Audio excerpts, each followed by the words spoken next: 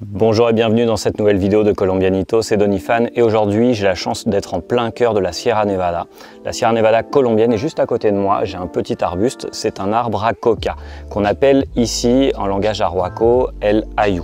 Et en fait cette plante j'ai envie d'en parler parce qu'il y a tout un mythe autour d'elle, il y a énormément de personnes qui la connectent, qui font la relation entre la coca et des choses qui ne sont pas forcément saines ni recommandables. Et en fait, la coca El Ayu, c'est bien plus que ça.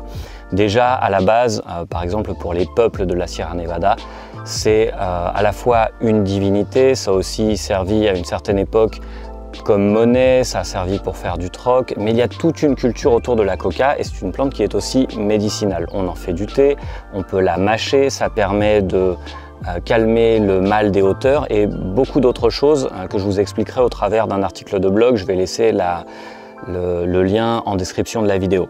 Et donc aujourd'hui j'ai la chance d'être dans le village de Sayduqua, dans la Sierra Nevada de la Colombie. Et on m'a expliqué que la coca, en fait, seulement les femmes ont le droit de la collecter, de la ramasser. En fait, c'est un moment de convivialité pour les femmes. Elles se réunissent autour de l'arbre. Elles doivent retirer toutes les feuilles une à une et elles n'ont pas le droit de laisser une seule feuille, en fait, sur l'arbre. Elles les collectent, elles les mettent dans un petit sac et elles en profitent aussi pour faire ce qu'on appellerait ici chismear, c'est-à-dire que voilà, elles vont se raconter leur potin ou je sais pas, je peux pas vous dire étant donné que j'ai pas le droit d'assister. De toute façon, je comprends pas l'arhuaco. Mais en fait, voilà, ça va au-delà de ça. C'est pas seulement une plante qui sert à faire des choses peu recommandables. Après ça, il y a un deuxième processus, donc les femmes vont faire la cueillette et ensuite les hommes vont toaster les feuilles de coca pour pouvoir consommer la coca, pour pouvoir en faire une chic et la mettre dans votre bouche et vous en servir et la consommer. Il faut qu'on la toaste, donc on va la passer dans une espèce de grande poêle et on va la... Le mot, ça serait pas remuer, mais on va la passer 8 fois dans une poêle à la main. Alors c'est plutôt impressionnant à voir. Hier, j'ai vu quelqu'un le faire et donc le monsieur faisait ça à la main, c'est très chaud. Et une fois qu'elle est toastée, les hommes ont le droit de la consommer. Les femmes n'ont pas le droit de la consommer parce qu'on considère que la coca est à la fois une plante, une divinité de sexe féminin.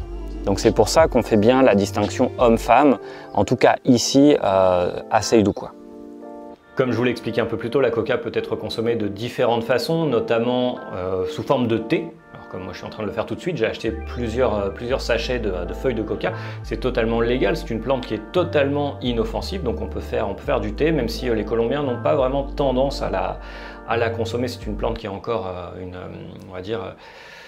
Il y a beaucoup de mythes, il y a beaucoup de légendes autour de la coca, donc ce qui fait qu'elle a une très très mauvaise image, notamment ici en Colombie. On peut aussi l'utiliser sous forme de farine pour cuisiner, ou comme je disais, les feuilles, on peut les mastiquer. Si vous avez des questions sur cette plante, sur la façon de l'utiliser, où est-ce qu'on peut s'en procurer, eh bien n'hésitez pas, vous me laissez vos commentaires, vos questions en dessous de cette publication, en dessous de cette vidéo, pourquoi pas sur le blog. Je vais vous laisser un article aussi avec des explications plus précises sur les vertus de la coca, et je vous dis à très très bientôt.